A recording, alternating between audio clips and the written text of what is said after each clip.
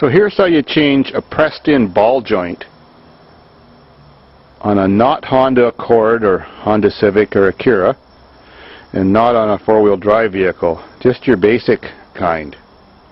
Now, I don't have any special tools like a ball joint removing tool or one that helps press and squeeze it back in. I'm just using hammers, a block of steel, some pretty basic stuff. This is the way I've always did them. I've never worked in a garage, so never knew what the tool even looked like. Never had any training. This is just how I figured out how to do it. So, basic tools, you can do it yourself. Well, the pressed-in style ball joint obviously doesn't have any flange with bolts on it. Just squeezes down around that round surface on the control arm.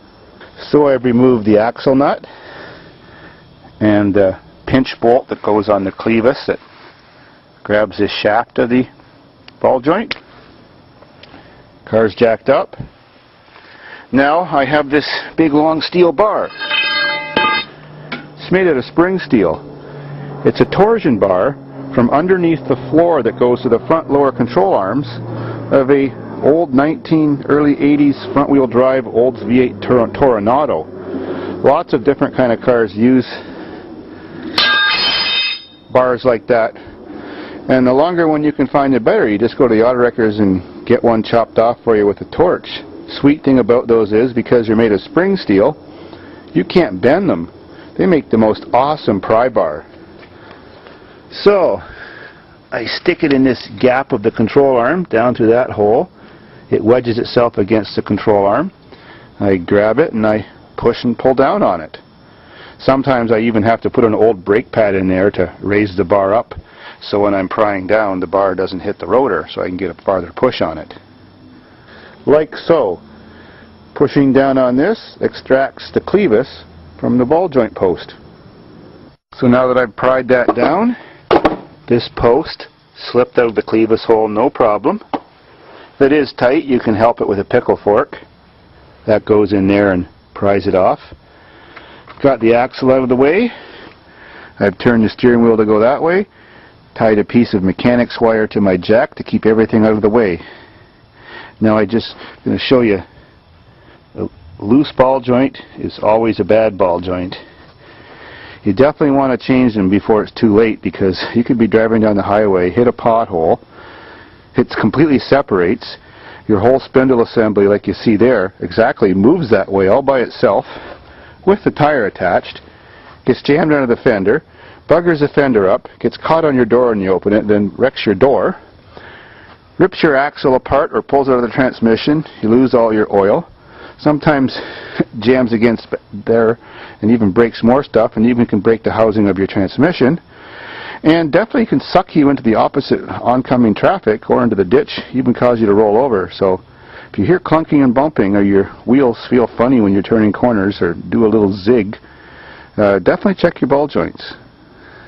Now, next step is getting them removed.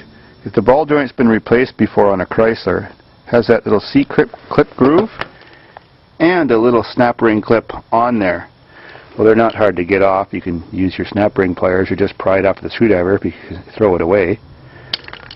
If it's a factory original ball joint, well then underneath here, right along the side, either there or there, you'll see about a 1/4 inch long line of MIG weld. Well, it's kind of hard to unpress them and get them out with that weld there, so you take your little hand grinder and grind it off. It's a stainless steel weld, so it doesn't cut well with a torch. If you're putting in the kind of ball joint that doesn't have the little safety clip, it's a good idea to rerun a little piece of weld along there, but not that much, as it'll melt the stuff inside the ball joint. These ball joints have a bit of a problem of sometimes coming loose by themselves. Off comes the clip. There we go. Next step. I use just a block of steel, but you can use lots of different things. I put it under the control arm, far enough back over here that the ball joint has a free space to fall out when I whack it with my mini sledge. Now my supporting steel block is under there. I've even added another little tiny block just to boost up the height. Now I slowly lower the jack till about half the weight of the vehicle is on the control arm, and the control arm starts to lift up a bit. So, much of the weight's on that block now. I've aimed the ball joint post to a handy spot so it's a good whack with a hammer. And I whack it hard, and if the weld's cut and the clip's off, shouldn't be that hard to pop out. So a couple of good hard whacks and she's out. Now I prefer to put a tiny bit of grease around that tapered edge there. And now I jack it back up again so the control arm is off the block.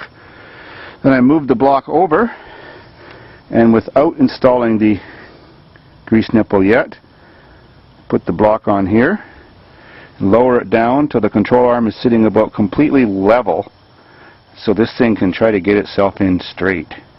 So I've just set that ball joint in by hand. Now I'm just going to slowly lower the vehicle like I said. There'll be a fair bit of force on it, then I'll be ready to pound it back in. Now the weight's on it, so that block's sort of pushing it up and holding it in. I've just got an ordinary socket on an extension. Trick to getting it to go back in is steering it in. You've got to pound it here and pound it here. If you think you might hit something and damage it with your hammer, well, to get an extension bar, solid steel or whatever, and hit your hammer up here and use the bar to knock it in here and here. And you can actually steer it with one hand to get it to go in straight while hitting with the other hand with the hammer.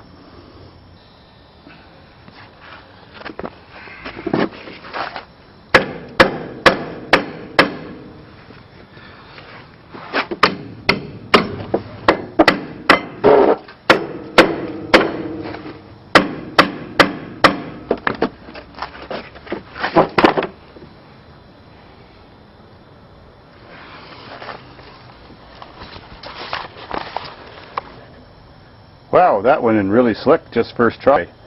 The more modern Chryslers don't have this stamped sheet metal control arm. They have the forged steel one, which is much thicker and tougher. And they're a little bit harder to get in, but the steering method and feeding at the same time with the hammer just works wonderful. Now to put the C-clip on and maybe even a dab of MIG weld again. Got the rubber seal on. Now to put the grease nipple on and make sure it points away from the wheel so you can get your grease gun on it easy. Now put this shaft back in the hole, rotate the spindle that way, get your pry bar, pry down the control arm again, and get that pin to go back in that hole. This can be done by yourself, but it's much easier if you have someone pushing the bar while someone's steering this spindle to get it back in. Now that it's all bolted back together, don't forget to grease everything. And now that's all said and done, just a one beer job. Simple as that. Sweet.